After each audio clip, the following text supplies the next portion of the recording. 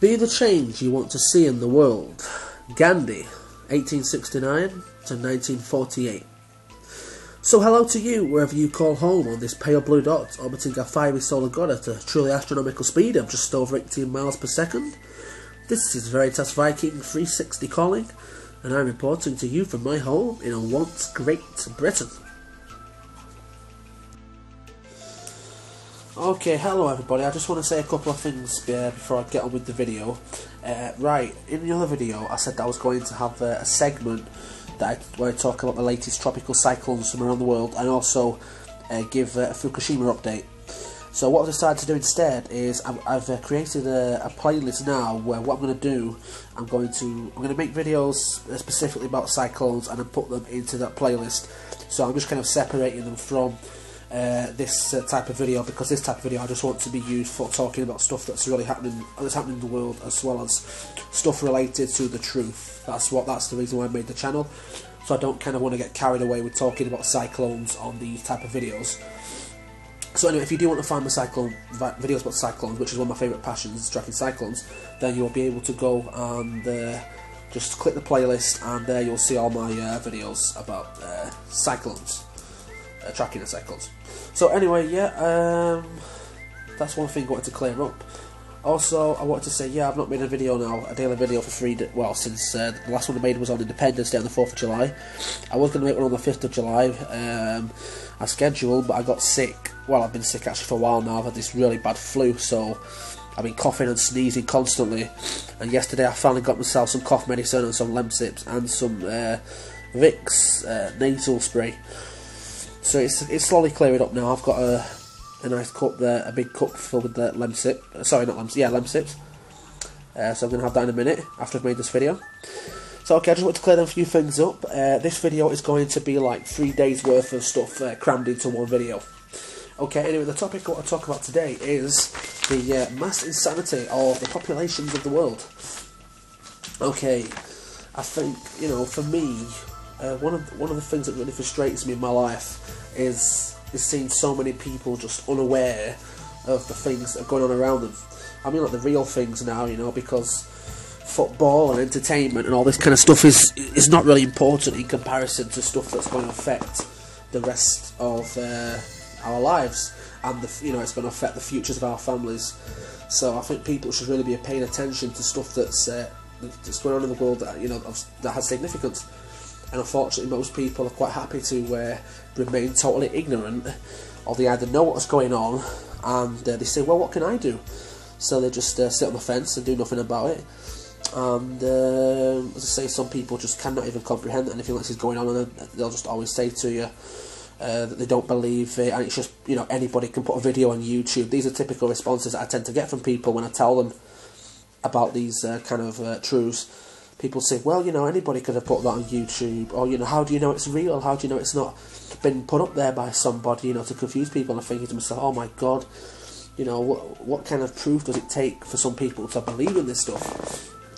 And I think the truth that we have to accept is that most people are never ever going to believe any of this, okay? There's a high percentage of the population that are never ever going to believe any of this stuff, no matter what evidence and proof you show them. So when you try and tell somebody stuff, you try to wake them up, you get a good indication as to whether they're interested or whether they want to believe it, or they don't. And at that point, you have to decide whether they are worth trying to help or not. And I think for me, most of the people that I bump into, unfortunately, are not worth trying to help. So I just have to kind of give up on them and let them figure it out themselves. Eventually, a few years down the line, or actually possibly the next few months, because stuff is forecast to get pretty turbulent in the next few months. So anyway, it's just amazing how people can remain so oblivious to all of these major changes that are going on around them. And I guess it's not really the fault, because I mean, we're being bombarded constantly so much from so many different angles that I think it's actually hard for most people to even think clearly sometimes, because of the fluoride in the water, or the chemicals that we come into contact with in our daily lives, the chemtrails, the propaganda on the television, also all of the predictive programming on TV. I think we're undergoing the greatest psychological attack in human history. So, you can't really blame people for, remaining ignorant to all this stuff, even though all the evidence is out there for them to go and research if they choose to. It's just amazing that people just don't seem to do it. Most people don't anyway. And it's fascinating because there's a group of people out there who, like myself, we look into this stuff pretty much most of our day, because once you're aware of all this kind of stuff and the stuff that's going on in the world, it's difficult to ignore it. And the most important thing we can really do is just to try and help others and try and alert others. But as I just told you a minute ago, for most people, I think it's going to be impossible to wake them up. It's going to be impossible for them to wake up. So the only kind of bit of advice I would give is to just help those who want to be helped, and just give up on those who you can't help. So anyway, I'll talk more about this subject another time, but I'm running out of minutes, so I'm taking up a lot of space on my videos, so I'll talk about it another time. And I hope you enjoyed this video and some of the topics that I've discussed. And as I say, I will definitely be talking about this in future videos. Okay, so that's my topic I want to talk about today, and next I'm going to give you some true news stories from around the world. Well, anyway, I forgot to mention a minute ago that it is actually the 7th anniversary of the 7/7 attacks. So I don't know if you can remember that day, that terrible day, but I certainly do. I'd stayed in bed I stayed in bed all morning, and I came downstairs and put the news on to find that the news was filled with all these headlines about bombs going off on buses and on the underground in London. So I just finished school at the time, and I was just getting ready to go on holiday to Norway. I was 15 years old. Was I 15? Yeah, I was 15. Oh no, was I 15? No. Yeah, I was 15, nearly 16. Anyway, so yeah, it brings back a lot of memories that day. But I used to believe it was done by Muslim terrorists, but nowadays I'm not so sure. I'm starting to believe it was a false flag operation carried out by, well, who knows who by, but it looks like it was definitely some kind of a false flag attack to help forward an agenda. Alright, anyway, I just thought I'd bring this up because I just totally forgot to mention it in my talk earlier. Alright, see you later everyone, bye. Okay everybody, so now it's time to bring you some of the true news stories from around the world. Okay, so first up, we've got an important story here from Infowars.com. Army manual outlines plan to confiscate firearms, detain Americans.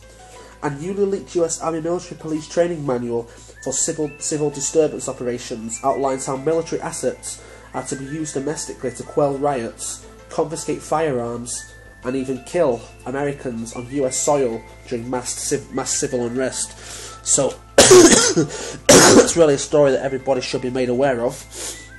And also here we have that Soros promotes UN gun control over gun ownership. George Soros is financing the fight to give the United Nations control of your guns.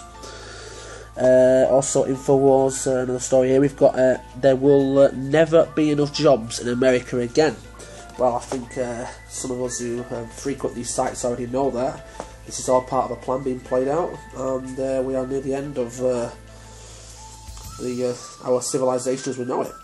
So anyway, apparently, according to a guy called Michael Schneider, there will never be enough jobs again in America. Oh, sorry, let me rephrase that. There will never be enough jobs in America again. Okay, now I've got a couple of stories here from Drudge.com. A diner owner meets Obama, then dies. There's this lady, she's about 70 years old. What happened is Obama had come to see us, paid a surprise visit to her at a diner, and she felt a bit tingly when he was there. And a few hours later, after he'd gone, she died of a heart attack. So rest in peace to that poor lady. I think she was called Anne something, and she had a cafe called Anne's Place. So rest in peace to Anne. Also, 46 killed by heatwave. So 46 people have been killed in the recent heatwave that's sweeping across America at the moment. So here's what Drudge has to say about it. Hold on a second. Right, so 46 killed by heat wave, and it directed to MSNBC.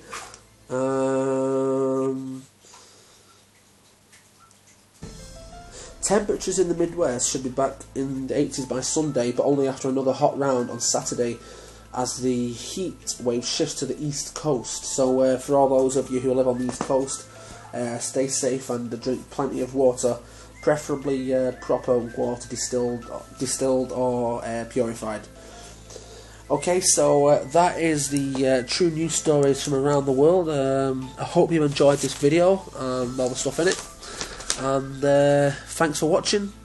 Stay safe and see you next time. Bye bye.